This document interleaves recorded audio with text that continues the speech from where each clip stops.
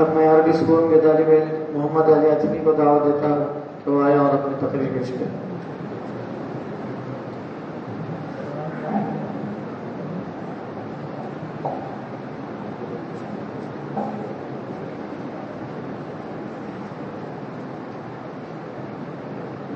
نحمده ونصلي على رسوله الكريم أما بعد فأعوذ بالله من الشيطان الرجيم بسم الله الرحمن الرحيم واعتصموا بحبل الله جميعا ولا تفرقوا صدق الله العظيم.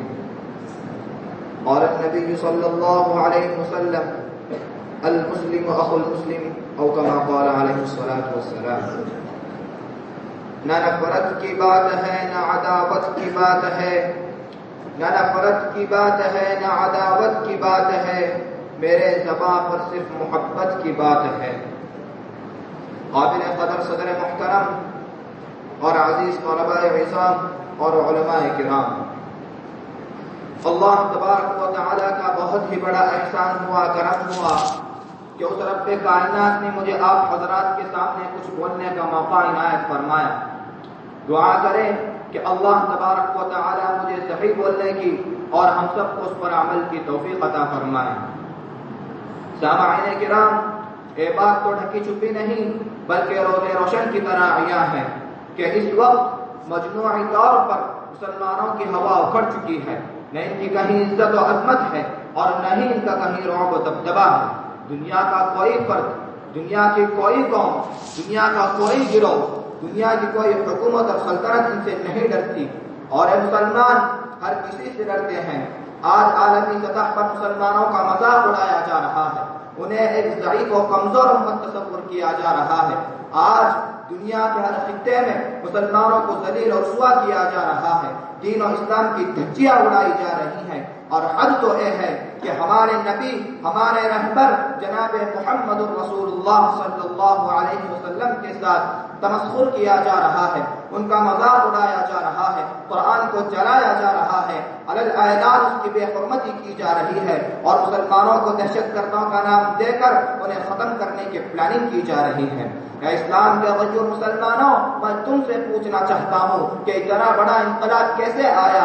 اسلام اور مسلمانوں کی عزت و عظمت اور ان کا رعب و دبدبہ کیوں کر ختم ہو گیا؟ باوجود ہے کہ کل تک یہی مسلمان جن سے کیسر و کسرا جیسے سپر پاور طاقتیں بھی گرجتی تھی، کل تک یہی مسلمان جو نہت 313 تھے مگر انہوں نے 1000 مسلح تجربہ کار کافروں کو شکست دی تھی، کل تک یہی مسلمان جو صرف 3000 تھے مگر انہوں نے 2 لاکھ کے لشکر کو شکست فاش دی تھی، کل تک یہی مسلمان جو آگ کے سمندر میں کود جایا کرتے تھے اور خون کے سمندر کو عبور کر دیا کرتے تھے. علامہ اقبال کہتے ہیں دشت تو دشت ہے دریا بھی نہ چھوڑے ہم نے، دشت تو دشت ہے دریا بھی نہ چھوڑے ہم نے، بحر ظلمات میں دوڑا دیے گھوڑے ہم نے. لیکن افسوس کہ مسلمانوں کا ماضی اتنا شاندار ہونے کے باوجود پھر آج مسلمانوں کی کمزوری کی کیا وجہ ہے؟ کیا مسلمانوں کی کمزوری کی وجہ افراد کی کمی ہے؟ کیا مسلمانوں کی کمزوری کی وجہ مال و دولت کی کمی ہے؟ کیا مسلمانوں کی کمزوری کی وجہ ساز و سامان کی کمی ہے؟ کیا مسلمانوں کی کمزوری کی وجہ تربیت یافتہ فوجوں کی قلت ہے؟ نہیں، بالکل نہیں. اگر غور سے دیکھا جائے، ایک تحقیقی جائزہ لیا جائے تو معلوم ہوتا ہے کہ عالمی سطح پر مسلمانوں کی کمزوری اور ان کی ذلت اور رسوائی کی اصل 2 وجہیں معلوم ہوتی ہیں. ایک وجہ تو اسلام کا انحراف ہے اور دوسری وجہ آپسی اختلاف و انتشار، آپسی لڑائی جھگڑے اور اتحاد و اتفاق کا فقدان ہے. تاریخ گواہ ہے کہ جب تک مسلمانوں سے اتحاد و اتفاق، اخوت و محبت کا رشتہ برقرار رہا، جب تک مسلمان قوم اتحاد اور اتفاق کی لڑی میں پیوست رہی، اس وقت تک انہیں کوئی آنکھیں نہیں دکھا سکتا تھا، اس وقت تک ان پر کوئی اپنی حاکمیت ظاہر نہیں کر سکتا تھا. جب تک مسلمان متحد رہے انہیں بڑی سے بڑی طاقت بھی شکست نہیں دے سکتی تھی. لیکن جب سے مسلمانوں نے ایک دوسرے کو گرانے، ایک دوسرے کو زیر کرنے کا عمل شروع کیا، جب سے مسلمان قوم چھوٹی چھوٹی جماعتوں میں، چھوٹے چھوٹے فرقوں میں بٹنا شروع ہوئی، جب سے ہر شخص اپنی الگ جماعت بنانے کی فکر میں لگ گیا، جب سے ایک دوسرے پر دوسرے کے فتوے لگنے لگے، جب سے ایک مسلمان دوسرے مسلمان کے خون کا پیاسا ہو گیا اور خون بہانے لگ گیا، اسی وقت سے قوم مسلم پوری دنیا میں ذلت و رسوائی کا منہ دکھنے لگی.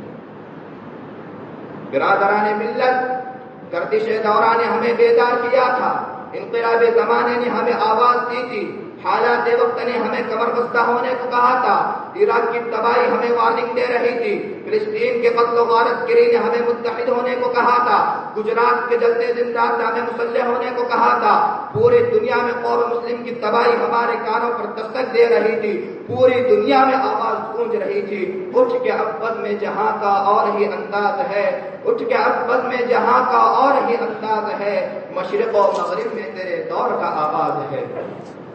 لیکن افسوس کہ ہم نے ان تمام باتوں کو پس پشت ڈال دیا اور کوشاں نشینی اختیار کی، ہمارے سامنے خون کی ندیاں بہائی گئی، مگر ہم نے اپنے آپ کو محفوظ خیال کیا۔ اے مسلمانوں، ذرا بتاؤ تو صحیح، فلسطین کے اندر ظلم و تشدد کے پہاڑ کیوں توڑے گئے؟ میزائلوں اور مہلک ہتھیاروں کے ذریعے ان کے املاک اور جائیداد کو سفید ہستی سے کیوں مٹایا گیا؟ عراق کے اندر بموں کی بارشیں کیوں ہوئی؟ شیخ یاسین کو کیوں شہید کیا گیا؟ احمد آباد کے اندر قیامت کیوں برپا کی گئی؟ کشمیر کے اندر خون کی ندیاں کیوں بہائی گئی؟ دور حاضر میں مسلمانوں کے حقوق کو کیوں پامال کیا گیا؟ رنگوں کے بجائے مسلمانوں کے خون سے ہولیاں کیوں کھیلی گئی؟ میں تم سے پوچھنا چاہتا ہوں، کیا کیا اختلاف و انتشار کا نتیجہ نہیں ہے؟ کیا اتحاد و اتفاق سے دوری کی نحوست نہیں ہے؟ کیا خداوند قدوس کے فرمان کو فراموش کرنے کا نتیجہ نہیں ہے؟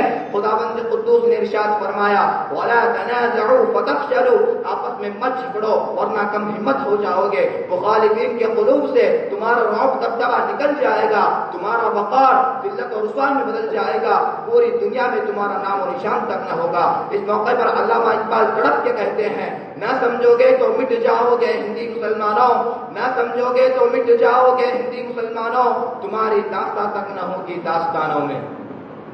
یاد رکھو، جس قوم و ملت نے اتحاد اور اتفاق اور یکجہتی کو اختیار کیا، وہ ہمیشہ فوت و فلاح کے بلند و بالا مقام پر نظر آئے۔ فتح و ظفر نے ان کی قدم بوسی کی اور وہ کائنات کے ذرے ذرے چپے چپے پہ چاند کی طرح چمکے اور سورج کی طرح روشن ہوئے۔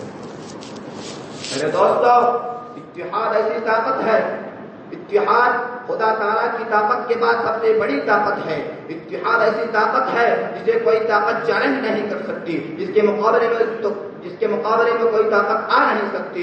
اتحاد قوموں کے تحفظ و بقا کا ضامن ہوا کرتا ہے، اتحاد کامیابی کی دلیل ہے، اتحاد قرآن کی پکار ہے، اتحاد قرآن کی للکار ہے، اتحاد وقت کی اہم ترین ضرورت ہے۔ اے مسلمانوں، سارے غم سارے گلے شکوے بھلا کے اٹھو، دشمنی جو بھی ہے آپس میں بھلا کے اٹھو، اب اگر ایک نہ ہو جاؤ گے تو مٹ جاؤ گے، خشک پتوں کی طرح تم بھی بکھر جاؤ گے۔ لہذا ضروری ہے کہ ہم اپنے اندر سے اختلافات اور انتشارات کو ختم کریں اور اتحاد و اتفاق کو قائم کریں اور خداوند قدوس کے فرمان وَاعْتَصِمُوا بِحَبْلِ اللَّهِ جَمِيعًا پر عمل پیرا ہو جائے۔ بس اسی پر میں اپنی چھوٹی سی تقریر کو ختم کرتا ہوں۔ آخر دعوانا الحمد للہ رب العالمین۔